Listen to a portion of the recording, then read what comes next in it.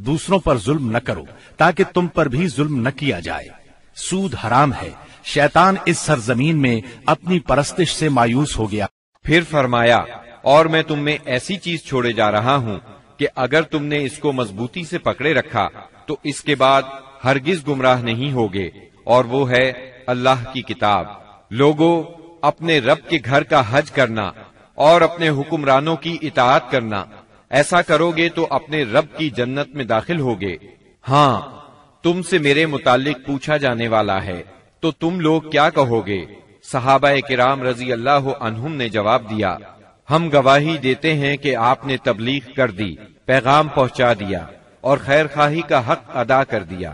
یہ سن کر آپ نے شہادت کی انگلی کو آسمان کی طرف اٹھایا اور لوگوں کی طرف جھکاتے ہوئے 3 بار فرمایا، اے اللہ، گواہ رہنا۔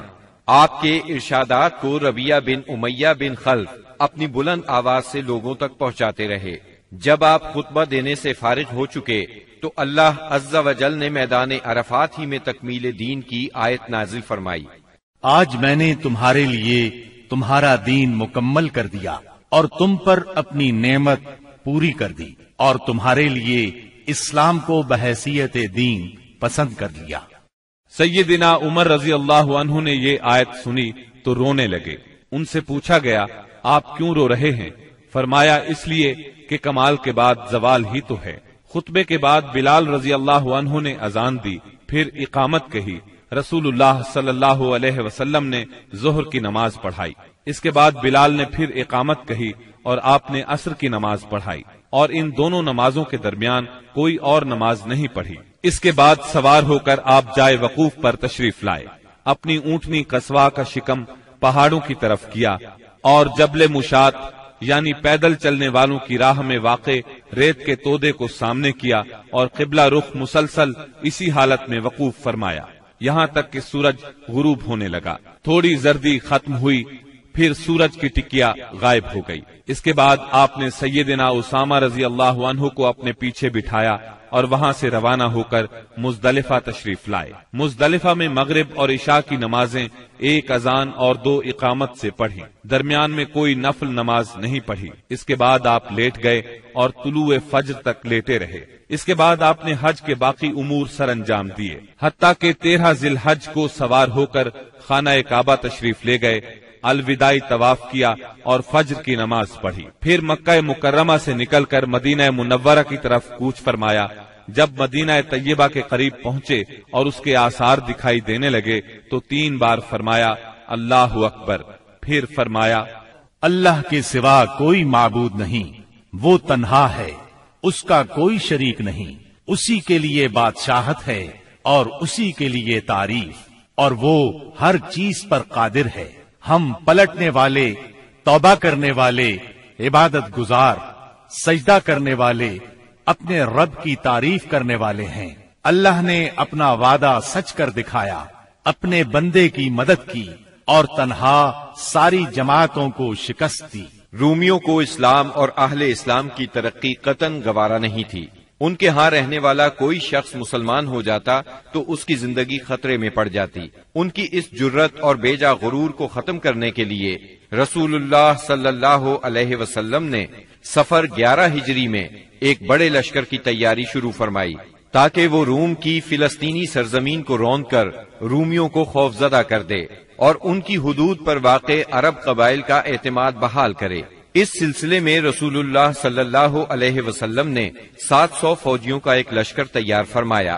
سیدنا اسامہ بن زید رضی اللہ عنہ کو لشکر کا سالار مقرر فرمایا۔ یہ آزاد کردہ غلام سیدنا زید رضی اللہ عنہ کے بیٹے تھے۔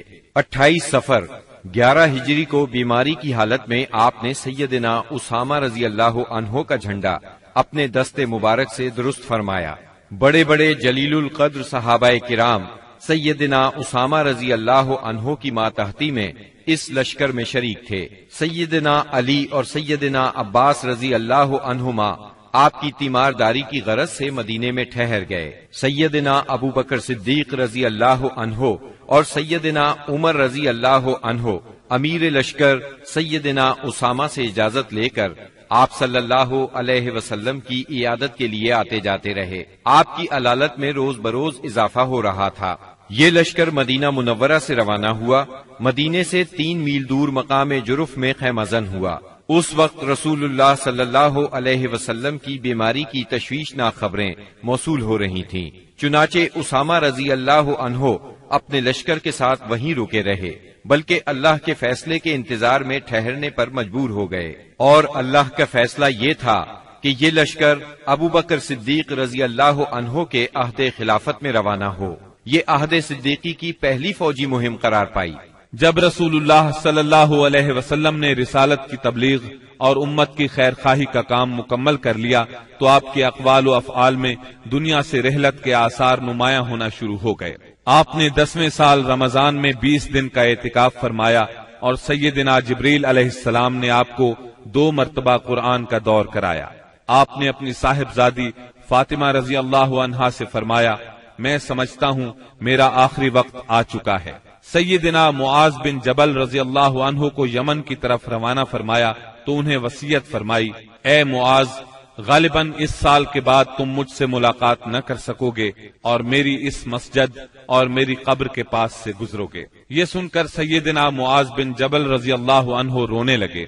آپ نے حجۃ الوداع میں کئی بار کہا، غالباً میں تم لوگوں سے اپنے اس سال کے بعد نہ مل سکوں گا، غالباً اس سال کے بعد حج نہ کر سکوں گا۔ اسی طرح الیوم اکملت لکم دینکم اور اذا جاء نصر اللہ کا نزول اسی بات کا پیغام تھا کہ آپ دنیا میں اپنی مہم سے فارغ ہو چکے ہیں، اور اسی وجہ سے اس حج کا نام حجۃ الوداع رکھا گیا، کیونکہ آپ نے اپنے رب سبحانہ و تعالی کی طرف منتقل ہونے کے لیے لوگوں کو الوداع کہا۔ اوائل سفر 11 ہجری میں آپ احد تشریف لے گئے اور شہداء کے لیے اس طرح دعا کی گویا زندوں اور مردوں سے رخصت ہو رہے ہیں۔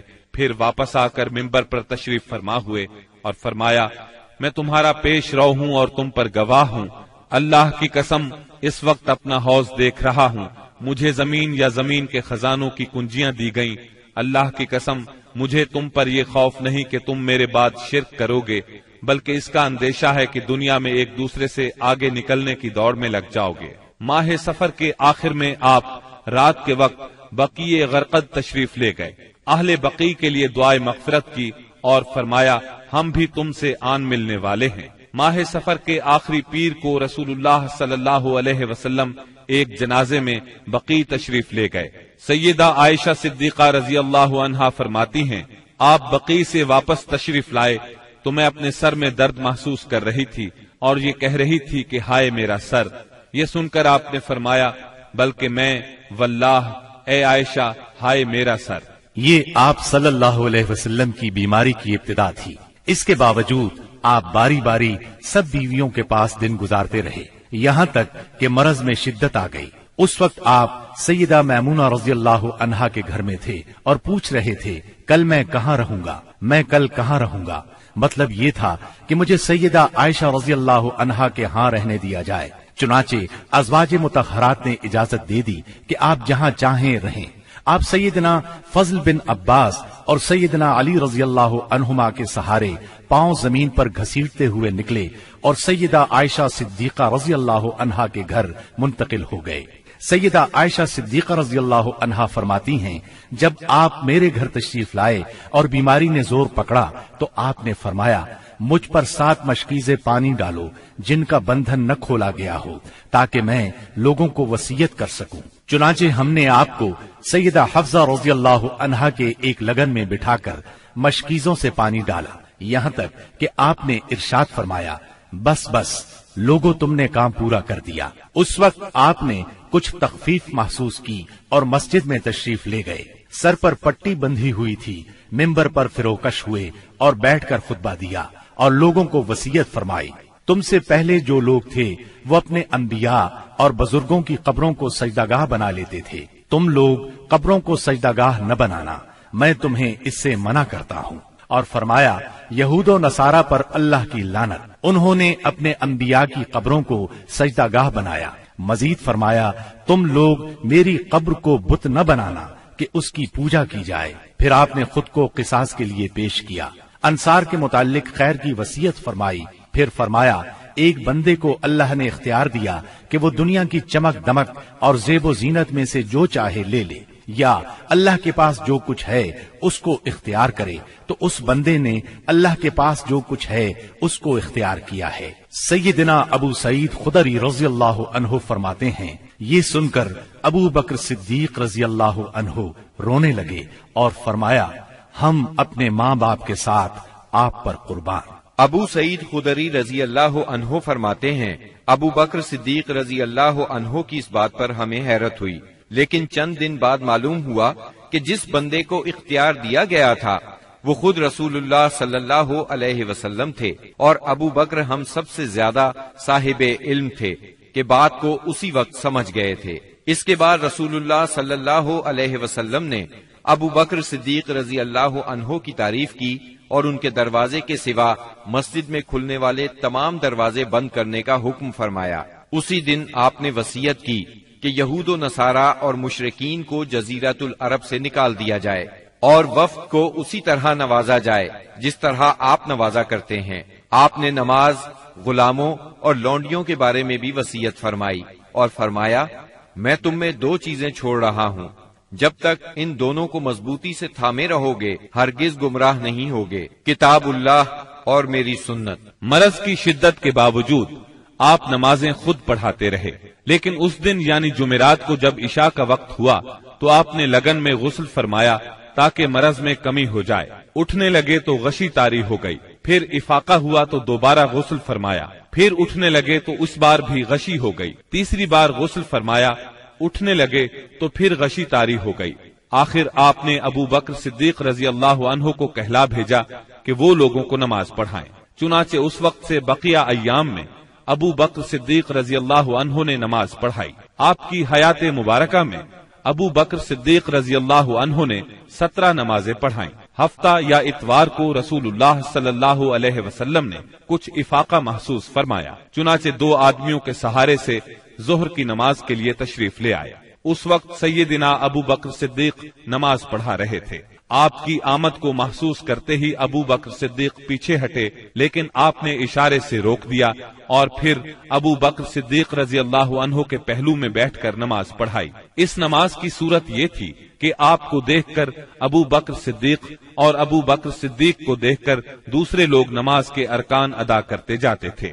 12 ربیع الاول پیر کے دن حجرہ مبارک سے آپ نے پردہ اٹھا کر دیکھا تو صحابہ فجر کی نماز میں خشوع اور خضوع سے مشغول تھے۔ یہ منظر دیکھ کر آپ خوشی سے مسکرا دیے۔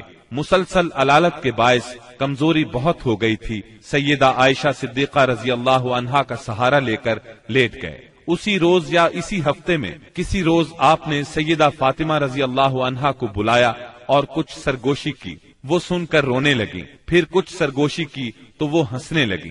سیدہ عائشہ نے پوچھا تو چھپا گئیں، لیکن نبی صلی اللہ علیہ وسلم کی وفات کے بعد انہوں نے بتایا کہ پہلی مرتبہ آپ صلی اللہ علیہ وسلم نے فرمایا تھا کہ آپ اپنے اسی مرض سے وفات پا جائیں گے۔ یہ سن کر میں روئی۔ پھر آپ نے فرمایا کہ آپ کے اہل و عیال میں سب سے پہلے میں آپ سے ملوں گی، اس لیے میں ہنسی تھی، اور آپ نے انہیں یہ بشارت بھی دی تھی کہ آپ ساری خواتین جنت کی سردار ہیں۔ دن جیسے جیسے چڑھ رہا تھا آپ پر بار بار غشی طاری ہو رہی تھی۔ سیدہ فاطمہ رضی اللہ عنہا یہ دیکھ کر بولی، ہائے میرے باپ کی بے چینی۔ آپ نے ان کے الفاظ سنے تو فرمایا، آج کے بعد تمہارا باپ کبھی بے چین نہیں ہوگا۔ پھر آپ نے حسن اور حسین رضی اللہ عنہما کو چوما، ازواج مطہرات کو بلا کر وعظ و نصیحت فرمائی۔ ادھر لمحہ بلمحہ تکلیف بڑھتی جا رہی تھی اور اس زہر کا اثر بھی ظاہر ہونا شروع ہو گیا تھا جو آپ کو خیبر میں کھلایا گیا تھا۔ چنانچہ آپ اس کی تکلیف شدت سے محسوس کر رہے تھے۔ آپ نے اس حالت میں چہرے پر ایک چادر ڈال رکھی تھی۔ جب سانس پھولنے لگتا تو چادر چہرے سے ہٹا دیتے۔ اس حالت میں بھی آپ نے فرمایا، یہود و نصارہ پر اللہ کی لعنت، انہوں نے اپنے انبیاء کی قبروں کو سجدہ گاہ بنایا۔ مطلب یہ تھا کہ تم ایسے کام نہ کرنا۔ آپ نے ان لمحات میں یہ وصیت بھی فرمائی، سرزمین عرب میں 2 دین باقی نہ رہنے دیے جائیں۔ یہ آخری وصیت تھی جو آپ نے لوگوں کو فرمائی۔ اس کے بعد کئی بار فرمایا، نماز نماز اور تمہارے زیر دست لونڈی اور غلام، یعنی ان کا خاص خیال رکھنا۔ پھر نزاع کی حالت شروع ہو گئی۔ سیدہ عائشہ رضی اللہ عنہا نے آپ کو اپنے سینے اور گلے کے درمیان سہارا دیا۔ اسی دوران میں ان کے بھائی عبد الرحمن بن ابی بکر آئے، ان کے پاس کھجور کی تازہ مسواک تھی۔ رسول اللہ صلی اللہ علیہ وسلم مسواک کی طرف دیکھنے لگے۔ سیدہ عائشہ صدیقہ سمجھ گئیں کہ آپ مسواک کرنا چاہتے ہیں۔ انہوں نے پوچھا، کیا آپ مسواک کرنا چاہتے ہیں؟ آپ نے سر کے اشارے سے ہاں فرمایا۔ چنانچہ انہوں نے مسواک لے کر چبائی، نرم کی اور پھر آپ نے اس کو لے لیا۔ نہایت اچھی طرح مسواک کی۔ آپ کے سامنے پیالے میں پانی تھا۔ آپ پانی میں دونوں ہاتھ ڈال کر چہرہ پوچھتے جاتے تھے اور فرماتے جاتے تھے، اللہ کے سوا کوئی معبود نہیں، بے شک موت کے لیے سختیاں ہیں۔ پھر آپ نے دونوں ہاتھ یا انگلی اٹھائی، نگاہ چھت کی طرف بلند کی، دونوں ہونٹوں پر کچھ حرکت ہوئی۔ سیدہ عائشہ رضی اللہ عنہا نے کان لگایا تو آپ فرما رہے تھے، ان انبیاء، صدیقین، شہداء اور صالحین کے ساتھ جنہیں تو نے انعام سے نوازا، اے اللہ مجھے بخش دے اور مجھ پر رحم فرما اور مجھے رفیق اعلیٰ میں پہنچا دے، اے اللہ رفیق اعلیٰ۔ آخری فقرہ 3 بار دہرایا اور روح پرواز کر گئی، ہاتھ جھک گیا اور آپ رفیق اعلیٰ سے جا ملے۔ یہ پیر کا دن تھا، ربیع الاول کی 12 تاریخ اور ہجرت کا 11واں سال تھا۔ اس وقت نبی صلی اللہ علیہ وسلم کی عمر 63 سال 4 دن ہو چکی تھی۔ انا للہ و انا الیہ راجعون۔ اس سانحۂ عظیم کی خبر آن کی آن میں صحابہ کرام رضی اللہ عنہم میں پھیل گئی۔ دنیا ان پر تاریک ہو گئی۔ قریب تھا کہ وہ اپنے حواس کھو بیٹھتے، کیونکہ کوئی دن اس سے تابناک اور روشن نہیں تھا جس دن آپ مدینہ منورہ تشریف لائے تھے، اور کوئی دن اس دن سے زیادہ تاریک نہیں تھا جس دن آپ نے وفات پائی۔ صحابہ کرام رو رو کر اس طرح آہیں بھر رہے تھے جیسے حاجیوں کا شور برپا ہو۔ دوسری طرف سیدنا عمر رضی اللہ عنہ کی رنج اور غم سے یہ حالت تھی کہ مسجد کے صحن میں کھڑے فرما رہے تھے، رسول اللہ صلی اللہ علیہ وسلم اس وقت تک وفات نہیں پا سکتے جب تک کہ اللہ تعالی منافقین کو فنا نہ کر دے۔ آپ ان لوگوں کو قتل کرنے کی دھمکیاں دے رہے تھے جو یہ کہیں کہ آپ وفات پا گئے ہیں۔ ابو بکر صدیق رضی اللہ عنہ اس وقت وہاں موجود نہیں تھے۔ صبح کی نماز کے بعد جب انہوں نے آپ کے مرض میں کمی محسوس کی تو سخ میں واقع اپنے مکان پر چلے گئے تھے۔ جو ہی انہیں آپ کی وفات کی خبر ملی، فوراً گھوڑے پر سوار ہوئے اور اتر کر مسجد نبوی میں داخل ہوئے۔ لوگوں سے کوئی بات نہ کی، سیدھے عائشہ صدیقہ کے حجرے میں گئے، آپ کے جسد اطہر کی طرف بڑھے۔ آپ کا جسد دھاری دار یمنی چادر سے ڈھکا ہوا تھا۔ انہوں نے چادر چہرہ مبارک سے اٹھائی، پیشانی پر بوسہ دیا، روئے اور فرمایا، میرے ماں باپ آپ پر قربان، اللہ آپ پر 2 موتیں جمع نہیں فرمائے گا۔ جو موت آپ کے لیے لکھ دی گئی تھی وہ آ چکی۔ اس کے بعد سیدنا ابو بکر صدیق رضی اللہ عنہ باہر تشریف لائے اور فرمایا، عمر بیٹھ جاؤ، مگر انہوں نے بیٹھنے سے انکار کر دیا۔ چنانچہ انہیں ان کے حال پر چھوڑ کر ابو بکر صدیق رضی اللہ عنہ منبر کے پاس تشریف لائے اور اس کے بازو میں کھڑے ہو گئے۔ صحابہ کرام بھی سیدنا عمر رضی اللہ عنہ کے پاس سے ہٹ کر ان کے پاس جمع ہو گئے۔ سیدنا ابو بکر صدیق رضی اللہ عنہ نے فرمایا، تم میں سے جو شخص محمد صلی اللہ علیہ وسلم کی پوجا کرتا تھا تو وہ جان لے کہ محمد صلی اللہ علیہ وسلم کی موت واقع ہو چکی ہے، اور تم میں سے جو شخص اللہ کی عبادت کرتا تھا تو یقیناً اللہ ہمیشہ زندہ رہنے والا ہے، کبھی نہیں مرے گا۔ پھر سیدنا ابو بکر صدیق رضی اللہ عنہ نے سورہ آل عمران کی آیت نمبر 144 تلاوت کی۔ محمد نہیں ہیں مگر رسول ہی، ان سے پہلے بھی بہت سے رسول گزر چکے ہیں، تو کیا اگر ان کی موت واقع ہو جائے یا وہ قتل کر دیے جائیں تو تم لوگ اپنی ایڑیوں کے بل پلٹ جاؤ گے؟ اور جو شخص اپنی ایڑیوں کے بل پلٹ جائے تو وہ اللہ کو کچھ نقصان نہیں پہنچا سکتا۔ سیدنا ابن عباس رضی اللہ عنہ ارشاد فرماتے ہیں، اللہ کی قسم ایسا لگتا تھا کہ لوگوں نے اس سے پہلے جانا ہی نہیں تھا کہ اللہ نے یہ آیت نازل فرمائی ہے۔ یہاں تک کہ ابو بکر صدیق رضی اللہ عنہ نے اس آیت کی تلاوت کی تو سارے لوگوں نے ان سے یہ آیت اخذ کی اور تب ایسا محسوس ہوا کہ ہر کوئی اس آیت کی تلاوت کر رہا ہے۔ خود سیدنا عمر رضی اللہ عنہ کا ارشاد ہے، اللہ کی قسم میں نے جو ہی سیدنا ابو بکر صدیق رضی اللہ عنہ کو یہ آیت تلاوت کرتے سنا تو جان گیا کہ یہ حق ہے، پس میں ٹوٹ کر رہ گیا، یہاں تک کہ میرے پاؤں مجھے اٹھا ہی نہیں رہے تھے اور میں زمین کی طرف لڑھک گیا، اور میں نے جان لیا کہ واقعی نبی اکرم صلی اللہ علیہ وسلم کی وفات ہو چکی ہے۔ اس آیت کا سننا تھا کہ صحابہ کرام کی آنکھیں کھل گئیں اور ایسا معلوم ہوا کہ یہ آیت آج ہی اتری ہے۔ ہر صحابی کی زبان پر یہی آیت تھی، اسی کا چرچا تھا۔ نبی کریم صلی اللہ علیہ وسلم کی تجہیز و تکفین کا کام منگل کو شروع ہوا۔ سیدنا فضل بن عباس، سیدنا علی المرتضی اور سیدنا اسامہ بن زید رضی اللہ عنہم نے غسل دیا۔ سیدنا عباس رضی اللہ عنہ بھی موجود تھے۔ سیدہ عائشہ صدیقہ رضی اللہ عنہا کے حجرے میں آپ نے وفات پائی، وہیں آپ کو دفن کیا گیا۔ یہ حجرہ آج تک روضہ نبوی کے نام سے موسوم ہے۔ اب ذرا سرکار دو عالم صلی اللہ علیہ وسلم کے حلیہ مبارک کا بیان ہو جائے۔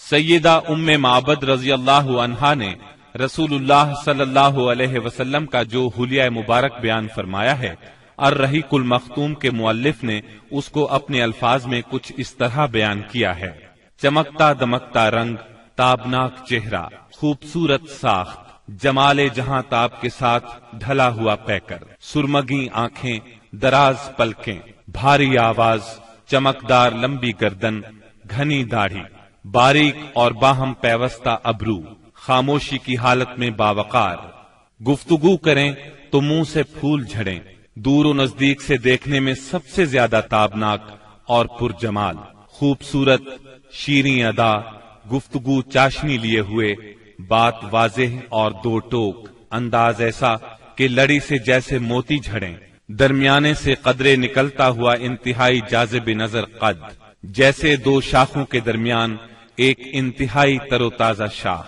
آپ کے رفقا آپ کے گرد حلقہ بنائے ہوئے، کچھ فرمائیں تو توجہ سے سنتے ہیں، کوئی حکم دیں تو لپک کر بجا لائیں، رنگ مبارک نہ بہت سفید نہ گندم گوں، اعضاء متناسب، سینہ کشادہ، کندھوں کے درمیان عام تناسب سے قدرے زیادہ فاصلہ، سر بڑا لیکن متناسب، کشادہ پیشانی جس سے شرافت ٹپکے، بال مبارک سیاہ اور گھنے، قدرے گھنگرالے جو کانوں کی لو تک آتے تھے، بھویں محرابی یعنی آپس میں ملی ہوئی، رخ انور سبک، درازی کی طرف مائل، اس قدر روشن اور چمکدار کے دل میں اتر جائے، بڑی بڑی سیاہ آنکھیں، لمبی پلکیں، خوبصورت ابھری ہوئی ستواں ناک، دانت کشادہ، چمکدار، موتیوں کی مانند، جلد صاف، نرم اور ریشم سے زیادہ ملائم، چہرہ انور پر غور و فکر کے آثار نمایاں، غرض آپ مکے بھر میں سب سے زیادہ حسین تھے، اور آگے بڑھ کر کہتا ہوں آپ دنیا بھر میں سب سے زیادہ خوبصورت تھے۔ سبحان اللہ۔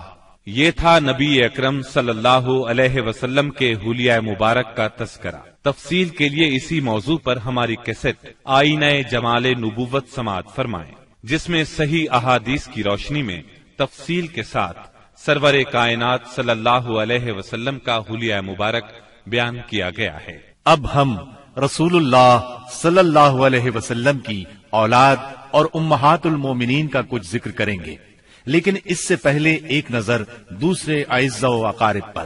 نبی صلی اللہ علیہ وسلم کے 11 چچا تھے، ان میں سیدنا حمزہ اور سیدنا عباس رضی اللہ عنہما مسلمان ہوئے۔ ابو طالب آپ کے فدائی اور ناصر تھے، 6 پھوپھیاں تھیں، 12 غلام تھے، سب کو آزاد فرمایا، 3 لونڈیاں تھیں، ان میں سے ایک ام ایمن رضی اللہ عنہا تھی، انہوں نے رسول اللہ صلی اللہ علیہ وسلم کو گود کھلایا تھا۔ آپ صلی اللہ علیہ وسلم ان کی بہت عزت کرتے تھے۔ رسول اللہ صلی اللہ علیہ وسلم کی اولاد کی تعداد میں اختلاف پایا جاتا ہے۔ متفق علیہ روایت کا خلاصہ یہ ہے کہ آپ کی اولاد کی تعداد 6 ہے: قاسم، ابراہیم، زینب، رقیہ، ام کلثوم اور فاطمہ رضی اللہ عنہم۔ اعلان نبوت سے پہلے نبی اکرم صلی اللہ علیہ وسلم نے سیدہ خدیجہ رضی اللہ عنہا سے نکاح فرمایا۔ ان کے ہاں سب سے پہلے قاسم پیدا ہوئے، یہ نبوت سے 11 سال پہلے پیدا ہوئے۔ انہی کے نام کی مناسبت سے آپ کی کنیت ابو القاسم تھی۔ آپ اس کنیت کو بہت پسند فرماتے تھے۔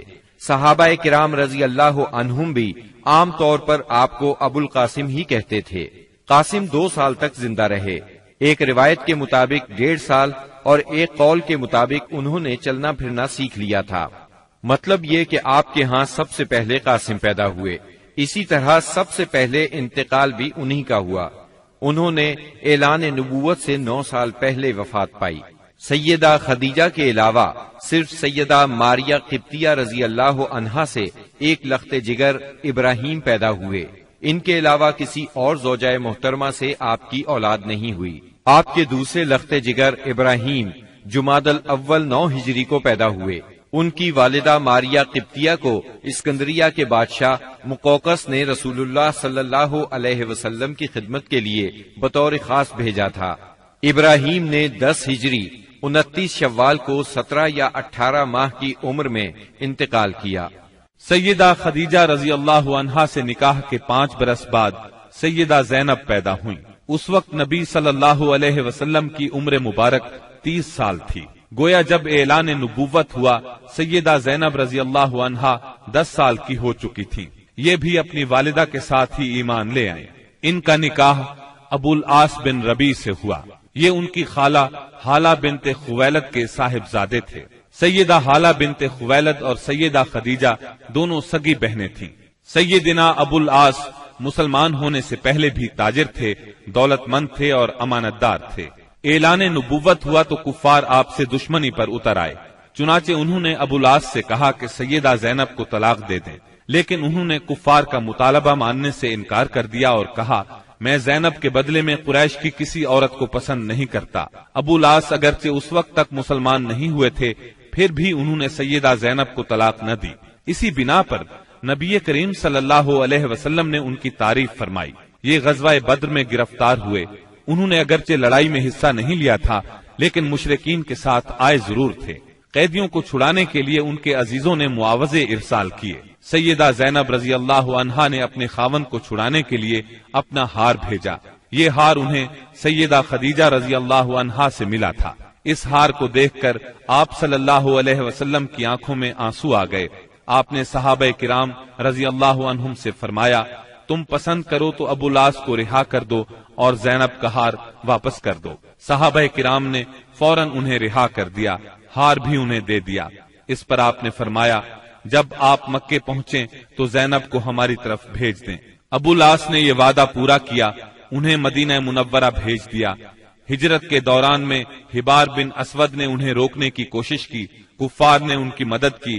اس کشمکش میں سیدہ زینب زخمی بھی ہوئیں، تاہم آپ مدینہ منورہ پہنچ گئیں۔ اسی بنیاد پر نبی کریم صلی اللہ علیہ وسلم نے ان کے بارے میں ارشاد فرمایا میری بیٹیوں میں سب سے افضل زینب ہے، اسے میری وجہ سے مصیبت میں مبتلا ہونا پڑا اور اذیت میں مبتلا کیا گیا۔ حبار بن اسود جنہوں نے سیدہ زینب کو روکنے کی کوشش کی تھی، فتح مکہ کے موقع پر مسلمان ہوئے اور نبی کریم صلی اللہ علیہ وسلم نے ان کا یہ قصور معاف کر دیا۔ سیدہ زینب رضی اللہ عنہا کے ہاں ابو العاص رضی اللہ عنہ سے ایک لڑکا اور ایک لڑکی پیدا ہوئے۔ لڑکے کا نام علی اور لڑکی کا نام امامہ رکھا گیا۔ ان دونوں کی پرورش رسول اللہ صلی اللہ علیہ وسلم نے فرمائی۔ علی بچپن میں فوت ہوئے۔ آپ کو امامہ سے بہت محبت تھی۔ ایک ہار بطور ہدیہ آپ کے پاس آیا۔ آپ نے فرمایا یہ ہار میں اپنے اہل بیت میں سے اسے دوں گا جو مجھے سب سے زیادہ پسند ہے۔ چنانچہ آپ نے وہ ہار امامہ کو دے دیا۔ 12 ہجری میں سیدہ امامہ سے سیدنا علی رضی اللہ عنہ نے نکاح کیا، کیونکہ اس وقت تک سیدہ فاطمہ وفات پا چکی تھی۔ سیدنا علی رضی اللہ عنہ کی شہادت کے بعد مغیرہ بن نوفل سے ان کا نکاح ہوا، انہی کے نکاح میں یہ فوت ہوئی۔ ابو العاص رضی اللہ عنہ کے مسلمان ہونے کے بعد نبی صلی اللہ علیہ وسلم نے سیدہ زینب کو پہلے نکاح میں دوبارہ ان کے گھر رخصت فرمایا۔ اس کے کچھ ہی عرصے بعد 8 ہجری میں سیدہ زینب انتقال کر گئیں۔ انا للہ و انا الیہ راجعون۔ سیدہ زینب کے بعد سیدہ خدیجہ رضی اللہ عنہا کے ہاں سیدہ رقیہ پیدا ہوئیں۔ یہ ان سے 3 سال بعد پیدا ہوئی۔ ان کی پیدائش کے وقت نبی اکرم صلی اللہ علیہ وسلم کی عمر 33 سال تھی، گویا اعلان نبوت کے وقت ان کی عمر 7 سال تھی۔ یہ بھی اپنی والدہ کے ساتھ ہی ایمان لے آئیں۔ اسلام سے پہلے رسول اللہ صلی اللہ علیہ وسلم نے ان کا نکاح اپنے چچا ابو لہب کے بیٹے عتبہ سے کر دیا تھا، رخصتی نہیں ہوئی تھی۔ آپ نے نبوت کا اعلان فرمایا تو ابو لہب دشمنی میں سب سے آگے بڑھ گیا۔ اس نے بیٹے کو حکم دیا، محمد کی بیٹی کو طلاق دے دو، طلاق نہیں دو گے تو تم سے بات نہیں کروں گا۔ باپ کے کہنے پر اس نے سیدہ رقیہ رضی اللہ عنہا کو طلاق دے دی، یعنی یہ طلاق صرف اسلام دشمنی کی بنیاد پر دی گئی تھی۔ اس کے بعد آپ نے سیدہ رقیہ رضی اللہ عنہا کا نکاح سیدنا عثمان رضی اللہ عنہ سے کر دیا۔ سیدہ رقیہ نے سیدنا عثمان بن عفان رضی اللہ عنہ کے ساتھ حبشہ کی ہجرت بھی کی، اور یہ اسلام میں سب سے پہلی ہجرت تھی۔ حبشہ میں ان کے ہاں ایک بیٹا پیدا ہوا، اس کا نام عبداللہ رکھا گیا۔ اپنے والدین کے ساتھ ہجرت کر کے یہ نواسہ رسول مدینہ منورہ پہنچے اور 6 سال کی عمر میں وفات پا گئے۔ 2 ہجری میں غزوہ بدر پیش آیا تو سیدہ رقیہ بیمار تھی۔ سیدنا عثمان رضی اللہ عنہ ان کی تیمارداری کی خاطر غزوہ بدر میں شرکت نہ کر سکے، تاہم نبی کریم صلی اللہ علیہ وسلم نے انہیں مال غنیمت میں سے حصہ عطا فرمایا۔ غزوہ بدر کے دوران میں ہی سیدہ رقیہ انتقال کر گئیں، یعنی جب آپ بدر کے میدان سے واپس تشریف لائے تو یہ دنیا سے رخصت ہو چکی تھی۔ آپ ان کے جنازے میں بھی شریک نہ ہو سکے، البتہ قبر پر تشریف لے گئے۔ سیدہ رقیہ نے قریباً 21 سال کی عمر میں وفات پائی۔ انا للہ و انا الیہ راجعون۔ سیدہ ام کلثوم رضی اللہ عنہا نبی کریم صلی اللہ علیہ وسلم کی تیسری صاحبزادی ہیں۔ یہ اپنی کنیت ہی سے مشہور ہوئیں۔ آپ نے نبوت کا اعلان فرمایا تو والدہ اور بہنوں کے ساتھ ایمان لائیں، ہجرت تک مکے میں رہیں۔ اعلان نبوت سے پہلے آپ نے ان کا نکاح ابو لہب کے دوسرے بیٹے عتیبہ سے کر دیا تھا، رخصتی نہیں ہوئی تھی۔ اسلام لانے پر ابو لہب نے انہیں بھی طلاق دلوائی۔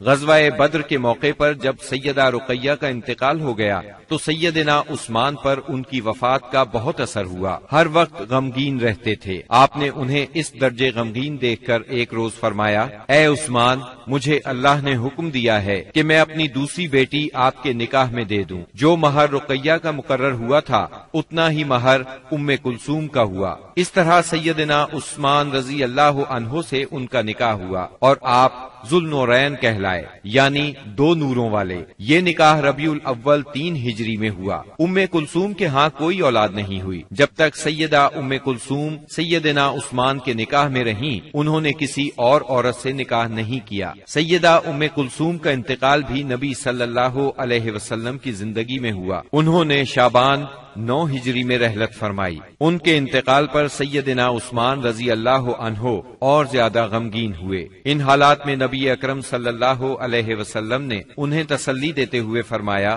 اگر میرے ہاں 10 بیٹیاں بھی ہوتی تو میں یکے بعد دیگرے عثمان کے نکاح میں دے دیتا۔ نبی کریم صلی اللہ علیہ وسلم کی چوتھی بیٹی سیدہ فاطمہ رضی اللہ عنہا تھی۔ آپ سب سے چھوٹی تھی۔ آپ نبوت کے پہلے سال پیدا ہوئی۔ آپ کی چال ڈھال رسول اللہ صلی اللہ علیہ وسلم سے بہت ملتی جلتی تھی۔ صرف یہی نہیں بلکہ اٹھتے بیٹھتے اور ہر بات میں سیدہ فاطمہ سے زیادہ آپ کے مشابہ اور کسی کو نہیں دیکھا گیا۔ آپ کی عمر 15.5 سال کی ہوئی تو نبی اکرم صلی اللہ علیہ وسلم نے آپ کا نکاح سیدنا علی رضی اللہ عنہ سے کر دیا۔ اس وقت سیدنا علی رضی اللہ عنہ کی عمر 20 سال 5 ماہ تھی۔ اس نکاح کے گواہ سیدنا ابو بکر صدیق، سیدنا عمر فاروق اور سیدنا عثمان رضی اللہ عنہم تھے۔ نبی صلی اللہ علیہ وسلم نے آخری اوقات میں سیدہ فاطمہ رضی اللہ عنہا کو بہت وصیتیں فرمائیں۔ ان میں سے ایک یہ تھی، میری وفات پر ماتم نہ کرنا، چہرے کو نہ پیٹنا،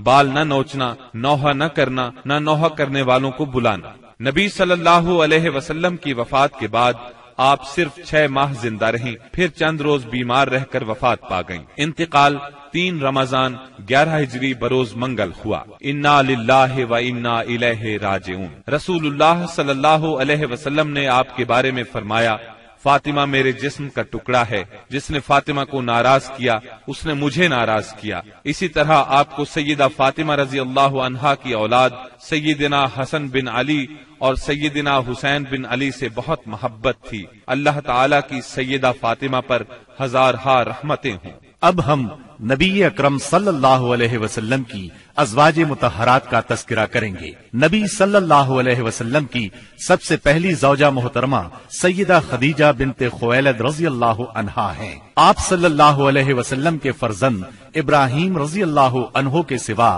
آپ کی تمام اولاد انہی سے ہوئی۔ آپ پوری زندگی انہیں یاد کرتے رہے، ان کی قربانیوں کا ذکر کرتے رہے۔ سیدہ خدیجہ رضی اللہ عنہا کے والد اپنے قبیلے میں باحیثیت آدمی تھے، انہوں نے مکے میں رہائش اختیار کی، وہیں انہوں نے فاطمہ بنت زائدہ سے شادی کی، انہی سے سیدہ خدیجہ رضی اللہ عنہا پیدا ہوئیں جو امت مسلمہ کی پہلی ام المومنین بنی۔ آپ عام الفیل سے 15 سال پہلے پیدا ہوئیں۔ اس طرح آپ نبی اکرم صلی اللہ علیہ وسلم سے قریباً 15 سال بڑی تھی۔ رسول اللہ صلی اللہ علیہ وسلم سے پہلے آپ کے 2 نکاح ہوئے۔ پہلے خاوند کا نام عتیق بن عابد مخزومی اور دوسرے کا نام ابو حالہ تھا۔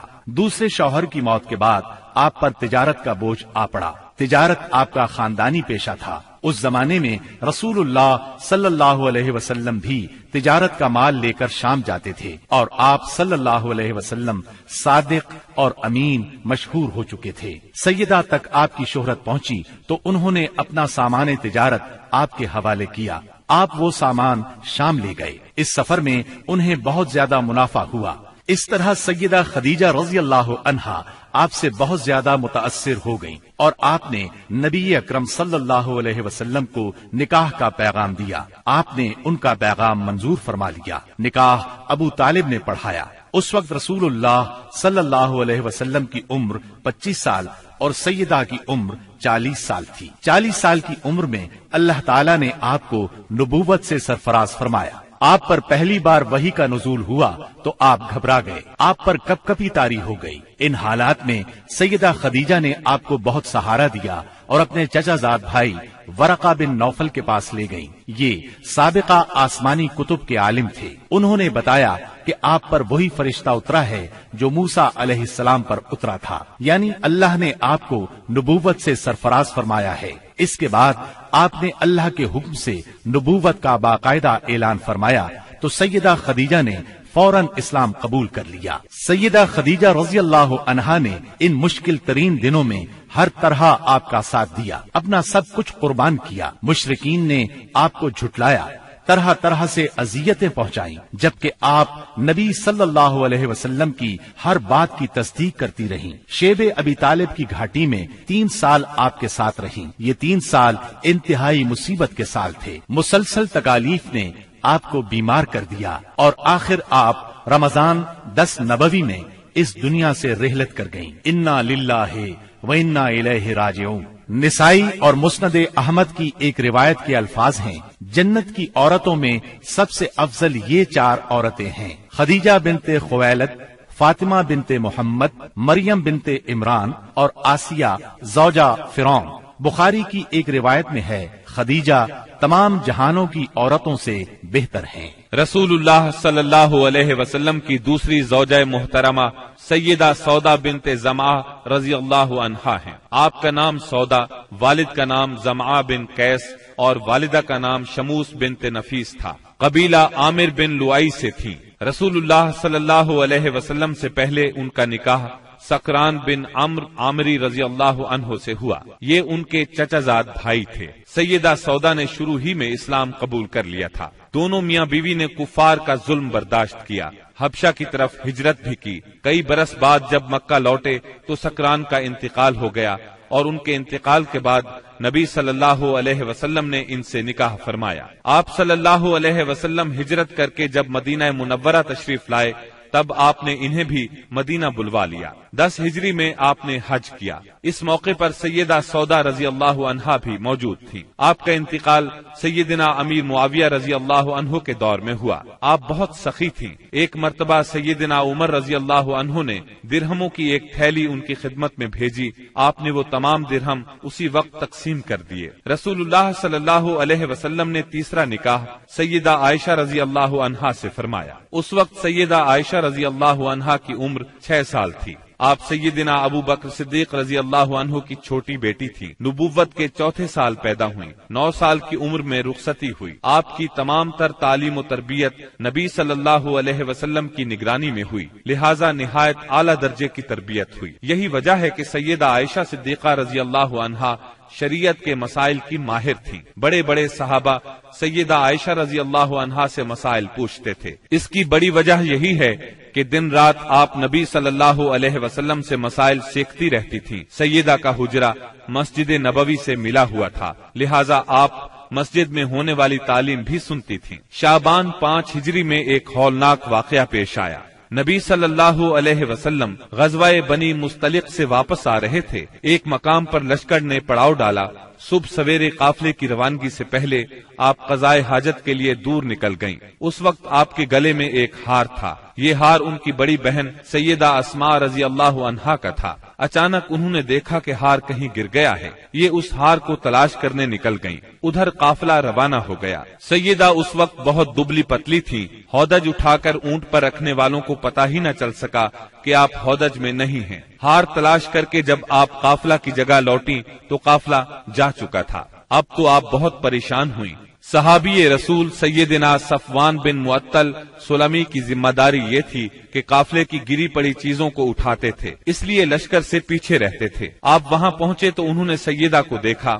آپ کو دیکھتے ہی انہوں نے انا للہ و انا الیہ راجعون پڑھا۔ اس وقت سیدہ کی آنکھ لگ گئی تھی۔ ان کی آواز سن کر آنکھ کھل گئی۔ انہوں نے اپنا چہرہ فوراً چادر میں چھپا لیا۔ انہوں نے اپنا اونٹ ان کے قریب کیا، اونٹ کو بٹھا دیا۔ صفوان خود پیچھے ہٹ گئے۔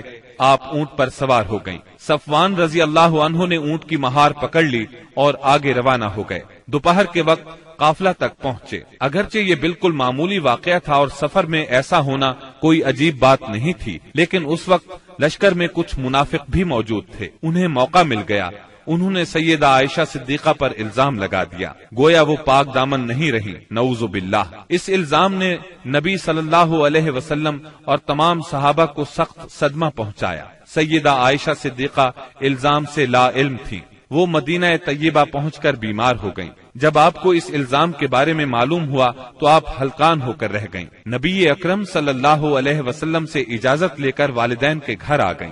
سیدنا ابو بکر صدیق اور ان کی زوجہ محترمہ ام رومان رضی اللہ عنہا کا بھی برا حال تھا۔ یہاں آ کر سیدہ عائشہ کو ساری بات کا پتہ چلا۔ آپ رونے لگی۔ سیدنا ابو بکر بھی رونے لگے۔ آپ کی والدہ محترمہ بھی رونے لگی۔ پھر رسول اللہ صلی اللہ علیہ وسلم وہاں تشریف لائے۔ ایسے میں اچانک آپ پر وحی کی کیفیت طاری ہو گئی اور اللہ تعالی نے سورہ نور کی آیات نازل فرمائیں۔ ان آیات میں سیدہ عائشہ رضی اللہ عنہا کی بے گناہی کا اعلان فرمایا گیا اور ان لوگوں پر لعنت کی گئی اور واضح کیا گیا کہ ان لوگوں نے بہتان عظیم لگایا تھا۔ انہیں عذاب کی وعید سنائی گئی۔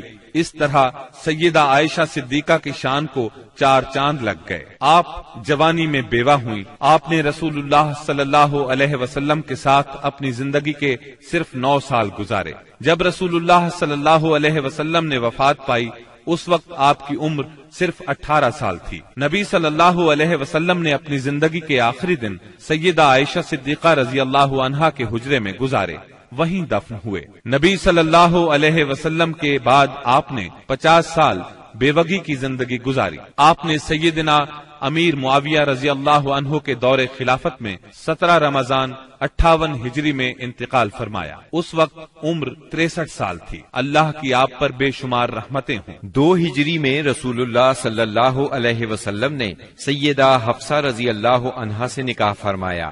یہ سیدنا عمر رضی اللہ عنہ کی بیٹی تھی۔ ان کی پہلی شادی خنیس بن حذیفہ ساہمی رضی اللہ عنہ سے ہوئی۔ غزوہ بدر میں یہ زخمی ہوئے اور انہی زخموں سے شہادت پائی۔ بیٹی کے بیوہ ہونے پر سیدنا عمر رضی اللہ عنہ کو فکر لاحق ہوئی۔ ایسے میں نبی صلی اللہ علیہ وسلم نے خود سیدہ حفصہ سے نکاح کی خواہش فرمائی۔ اس طرح یہ نکاح ہوا۔ سیدہ حفصہ رضی اللہ عنہا نہایت فضل اور کمال کی مالک تھیں۔ شعبان 45 ہجری میں وفات پائی۔ وہ زمانہ سیدنا امیر معاویہ رضی اللہ عنہ کا تھا۔ آپ کی کچھ جائیداد تھی۔ وفات سے پہلے اپنے بھائی عبداللہ بن عمر رضی اللہ عنہ کو وصیت کی کہ اس زمین کو صدقہ کر دینا۔ اللہ تعالیٰ کی ان پر ہزارہا رحمتیں ہوں۔ رسول اللہ صلی اللہ علیہ وسلم نے ایک نکاح سیدہ زینب بنت خزیمہ رضی اللہ عنہا سے فرمایا۔ یہ بہت زیادہ سخی تھی، اس لیے ان کی کنیت ام المساکین مشہور ہوئی۔ بہت رحم دل بھی تھی، فقراء اور مساکین کو فیاضی سے کھانا کھلاتی تھی۔ ان کا پہلا نکاح سیدنا عبداللہ بن جہش سے ہوا۔ یہ جلیل القدر صحابی تھے، بہت بہادر تھے، غزوہ احد میں شہید ہوئے۔ ان کی شہادت کے بعد نبی صلی اللہ علیہ وسلم نے ام المومنین سیدہ زینب سے نکاح فرمایا۔ رسول اللہ صلی اللہ علیہ وسلم سے نکاح کے وقت آپ کی عمر 30 سال کے قریب تھی۔ نکاح کے صرف 3 ماہ بعد آپ انتقال کر گئیں۔ سیدہ خدیجہ رضی اللہ عنہا کے بعد یہ پہلی بیوی ہیں جو آپ صلی اللہ علیہ وسلم کی زندگی میں انتقال کر گئیں۔ اللہ کی ان پر بے شمار رحمتیں ہوں۔ آپ نے ایک نکاح سیدہ ام سلمہ رضی اللہ عنہا سے فرمایا۔ ان کا نام ہند تھا، والد کا نام ابو امیہ تھا۔ یہ مکہ معظمہ کے ایک سخی بزرگ تھے۔ والدہ کا نام عاتقہ بنت عامر تھا۔ آپ کا پہلا نکاح عبداللہ بن الاسد سے ہوا۔ یہ ابو سلمہ کے نام سے مشہور تھے۔ ام سلمہ کے چچا زاد اور نبی صلی اللہ علیہ وسلم کے رضائی بھائی تھے۔ اسلام کی ابتدا ہی میں دونوں میاں بیوی نے اسلام قبول کر لیا۔ دونوں کو مکہ سے حبشہ کی ہجرت کا شرف بھی حاصل ہوا۔ پھر یہ مکے واپس آ گئے۔ سیدہ ام سلمہ پہلی خاتون ہیں جو مکے سے ہجرت کر کے مدینے پہنچی۔ ہجرت کے سفر میں بہت تکالیف اٹھائیں۔ ابو سلمہ نے ان سے پہلے مدینہ منورہ کی طرف ہجرت کی۔ ابو سلمہ احد کی لڑائی میں زخمی ہوئے اور اپنے مالک سے جا ملے۔ جب ام سلمہ رضی اللہ عنہا کی عدت پوری ہو گئی تو رسول اللہ صلی اللہ علیہ وسلم کی طرف سے انہیں نکاح کا پیغام ملا۔ آپ نے منظور فرمایا۔ اس طرح یہ نکاح ہوا۔ آپ 4 ہجری میں حرم نبوی میں داخل ہوئیں۔ پوری زندگی آپ صلی اللہ علیہ وسلم کے ساتھ رہیں۔ آپ کی تاریخ وفات میں اختلاف پایا جاتا ہے۔ زیادہ تر روایات یہ ہیں کہ آپ نے 63 ہجری میں 84 سال کی عمر میں وفات پائی۔ آپ بہت زیادہ خوبصورت تھیں، بہت فضائل کی مالک تھیں۔ علم کے لحاظ سے بھی ان کا ممتاز مقام ہے۔ لوگ ان سے مسائل پوچھا کرتے تھے۔ قرآن اور سنت کی ماہر تھیں اور فقہ پر بھی عبور رکھتی تھیں۔ متقی اور پرہیزگار اتنی تھیں کہ شریعت کی خلاف ورزی قطعاً برداشت نہیں کرتی تھیں۔ اللہ کی ان پر بے شمار رحمتیں ہوں۔ رسول اللہ صلی اللہ علیہ وسلم نے ایک نکاح سیدہ زینب بنت جہش رضی اللہ عنہا سے فرمایا۔ آپ کا نام برہ تھا، والد کا نام جہش اور والدہ کا امیمہ تھا۔ یہ عبد المطلب کی صاحبزادی تھی۔ اس طرح سیدہ زینب نبی صلی اللہ علیہ وسلم کی سگی پھوپھی کی بیٹی تھی۔ امیمہ عبداللہ کی سگی بہن اور رسول اللہ صلی اللہ علیہ وسلم کی پھوپھی تھی۔ سیدہ زینب سب سے پہلے ایمان لانے والوں میں شامل ہیں، پھر سب سے پہلے ہجرت کرنے والوں میں بھی شریک ہیں۔ رسول اللہ صلی اللہ علیہ وسلم نے آپ کا نام برہ سے تبدیل کر کے زینب رکھا تھا۔ نبی صلی اللہ علیہ وسلم کے نکاح میں آنے سے پہلے آپ کا نکاح سیدنا زید بن حارثہ رضی اللہ عنہ سے ہوا۔ یہ رسول اللہ صلی اللہ علیہ وسلم کے منہ بولے بیٹے اور آزاد کردہ غلام تھے، لیکن ان دونوں کی آپس میں نہ نبھ سکی اور طلاق ہو گئی۔ تب ان کی عدت کے بعد نبی اکرم صلی اللہ علیہ وسلم نے خود ان سے نکاح کا ارادہ فرمایا۔ انہیں نکاح کا پیغام بھیجا۔ سیدہ زینب نے منظور کیا۔ اس پر منافقین نے تانا دیا کہ دیکھو، پیغمبر نے خود اپنے بیٹے کی عورت سے نکاح کر لیا۔ اللہ تعالیٰ نے ان بدباطنوں کے رد میں آیت خاتم النبیین نازل فرمائی۔ محمد صلی اللہ علیہ وسلم تمہارے مردوں میں سے کسی کے باپ نہیں، لیکن وہ اللہ کے رسول اور خاتم النبیین ہیں، اور اللہ تعالی ہر چیز کا خوب علم رکھنے والا ہے۔ اس آیت سے یہ بات واضح ہوئی کہ منہ بولے بیٹے کی بیوی سے نکاح کرنا جائز ہے۔ اس طرح منافقین کے منہ بند ہو گئے۔ یہ نکاح 4 ہجری میں ہوا۔ اس نکاح کی خاص بات یہ ہے کہ اس موقع پر پردے کا حکم نازل ہوا، نکاح کے لیے وحی آئی۔ یہ نکاح آسمانوں پر ہوا۔ سورہ احزاب کی آیت 37 سیدہ زینب کے بارے میں نازل ہوئی۔ سیدہ زینب فخر سے کہا کرتی تھیں کہ تمہارے نکاح تمہارے گھر والوں نے زمین پر کیے ہیں، جبکہ میرا نکاح میرے رب نے آسمانوں پر کیا۔ آپ بہت زیادہ سخی تھیں، محنت کر کے صدقہ کرتی تھیں تاکہ اللہ کا قرب حاصل ہو۔ آپ کا انتقال 20 ہجری میں سیدنا عمر فاروق رضی اللہ عنہ کی خلافت میں ہوا۔ نکاح کے وقت آپ کی عمر 35 سال تھی اور وفات کے وقت آپ کی عمر 53 سال تھی۔ اللہ کی ان پر ہزارہا رحمتیں ہوں۔ آپ صلی اللہ علیہ وسلم نے ایک نکاح سیدہ جویریہ بنت حارث رضی اللہ عنہا سے کیا۔ آپ کا نام برہ تھا۔ بعد میں رسول اللہ صلی اللہ علیہ وسلم نے جویریہ رکھا۔ آپ کا پہلا نکاح مصافع بن صفوان سے ہوا۔ سیدہ جویریہ کے والد حارث کا تعلق قبیلہ بنو مستلق سے تھا۔ یہ اس قبیلے کے سردار تھے۔ ان لوگوں نے مدینہ منورہ پر حملے کی تیاریاں کی تو نبی صلی اللہ علیہ وسلم نے ان پر چڑھائی کر دی۔ اس لڑائی میں ان کے قبیلے کے 11 مرد قتل ہو گئے، باقی لوگ گرفتار کر لیے گئے۔ گرفتار شدگان میں سیدہ جویریہ بھی تھی۔ مال غنیمت کی تقسیم میں یہ سیدنا ثابت بن قیس رضی اللہ عنہ کے حصے میں آئیں، لیکن انہوں نے لونڈی کی حیثیت سے رہنا منظور نہ کیا اور ثابت بن قیس سے اجرت طے کر لی۔ اس سلسلے میں مدد کے لیے نبی کریم صلی اللہ علیہ وسلم کے پاس آئیں تو آپ صلی اللہ علیہ وسلم نے نکاح کی خواہش ظاہر فرمائی۔ سیدہ جویریہ رضی اللہ عنہا رضامند ہو گئیں۔ باپ انہیں معاوضہ دے کر چھڑانے آیا تو انہوں نے باپ کے ساتھ جانے سے انکار کر دیا۔ اس طرح باپ نے بھی اسلام قبول کر لیا۔ صحابہ کرام کو جب معلوم ہوا کہ اللہ کے رسول صلی اللہ علیہ وسلم نے سیدہ جویریہ رضی اللہ عنہا کو اپنی زوجیت میں لے لیا ہے تو ان کے قبیلے کے سب لوگوں کو آزاد کر دیا۔ اس طرح سیدہ اپنے قبیلے کے لیے بہت بابرکت ثابت ہوئی۔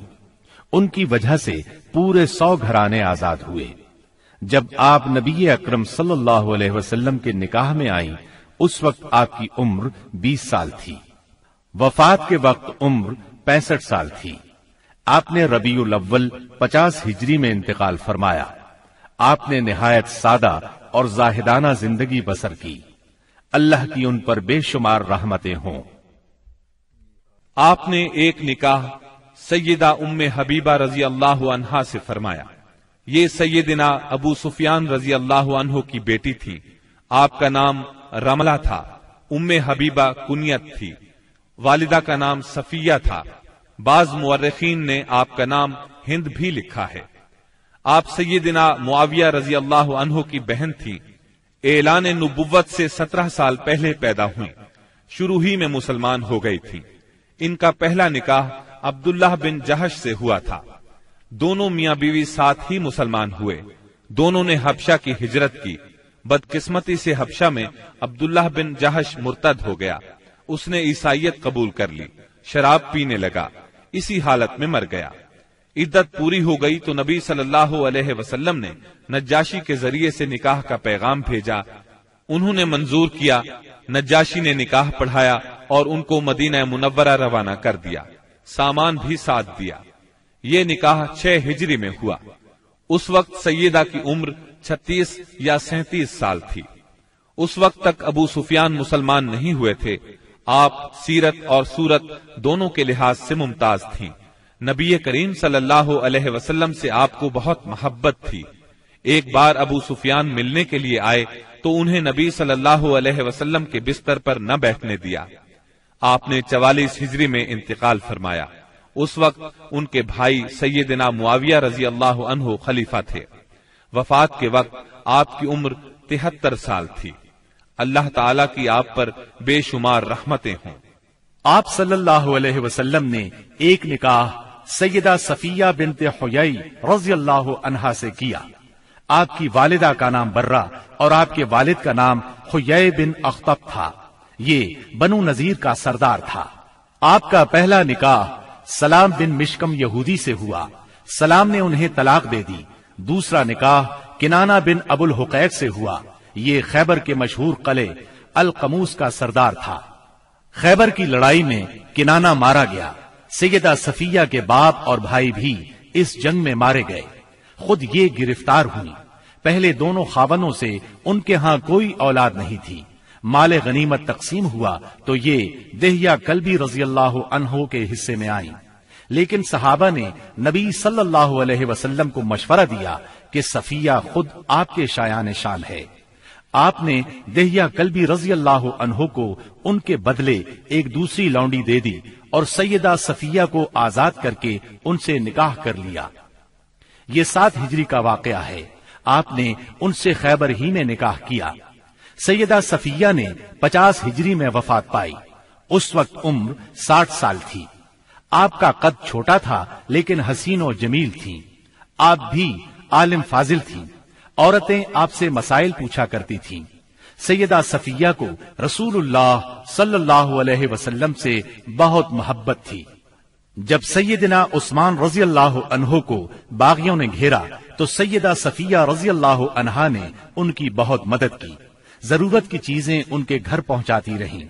اللہ تعالیٰ کی ان پر بے شمار رحمتیں ہوں۔